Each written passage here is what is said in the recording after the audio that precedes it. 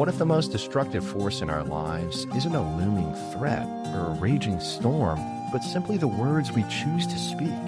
The Stoic philosopher Epictetus once asserted that we have 2 ears and 1 mouth, so we can listen twice as much as we speak. Yet many of us underestimate the gravity of our words. Meet Sam, a confident man by appearance, striding through life as if he owns every room he enters. He makes big claims with a loud voice, yet when you lean in closer, you hear echoes of insecurity cloaked in bravado. Sam may not be evil, but he inadvertently sabotages himself every day, simply by opening his mouth. He repeats tired phrases like mantras, using them as defenses against the uncomfortable truth of his own mediocrity. "I'm not responsible for that," he declares with a casual flip of his hand, dismissing accountability as if it were an old coat he no longer needed. Complacency, dressed in confidence, only grows louder in the silence that follows, a silence that speaks to the hearts of those around him. They notice the cracks in his facade, which widen with each shallow boast about success and an unwarranted sense of superiority. As he meets challenge after challenge, his words spiral into a mix of excuses and bravado. "It's not my fault," he states, the echoes of his own voice painted with anger yet resonating with a quiet vulnerability. This external projection belies an internal turmoil, fear of his own ambitions, and a lack of agency over his life's direction. As the days drift into weeks, Sam finds himself surrounded by distance, not because he lacks friends, but because he's become a caricature of himself. The essence behind his speech fades.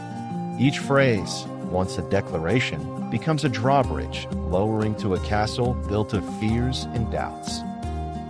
Then, one fateful evening, sitting in silence, the weight of loneliness descends like a heavy cloud. Sam reflects on the hollow echo of his own words. Not once, but countless times, he has escaped from discomfort only to be greeted by emptiness. Suddenly, a thought strikes him as if the universe shifted. His words reveal his mind, and his shallow speech forges a shallow path. In that moment, he recalls another Stoic truth: the things that we love tell us what we are, Marcus Aurelius wrote. What is he saying about himself? If depth and truth are to be his guides, he must craft a new narrative, one that demands responsibility and acknowledges growth. Resolute, Sam vows to revamp his vocabulary. Instead of shirking responsibility, he embraces it. "I will learn from this," he begins to say, and in doing so, he anchors himself firmly to the present and future. He replaces the deceptive comfort of ignorance with the courage of inquiry, asking, "What can I do to improve this situation?" As he begins to listen more than he speaks, to be curious rather than defensive, the world around him responds. Conversations deepen, connections flourish, and respect, once elusive, takes root. The clarity he garners shines through his words. Suddenly, those who previously turned away from his echoing bravado gravitate towards the man who acknowledges his shortcomings yet boldly learns from them. As the sun rises each day, Sam carries with him the quiet truth of Stoicism. Let your words reflect the life you wish to lead. He leaves behind the remnants of hollow phrases that once clung to him, and in their place, he cultivates a language of resilience, humility, and clarity. So, let's reflect on this together. What narrative are you spinning with your words? Are they launching you into growth, or are they treading the well-worn path of insecurity? Remember, the power of your words is the power of your mind. Speak with intention, and you will shape not only your life, but also the lives of those around you.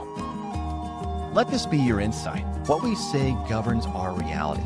Choose words that build bridges, not walls. Share your thoughts in the comments below, and if you found wisdom in this story, don't forget to subscribe for more Stoic insights that inspire growth and resilience.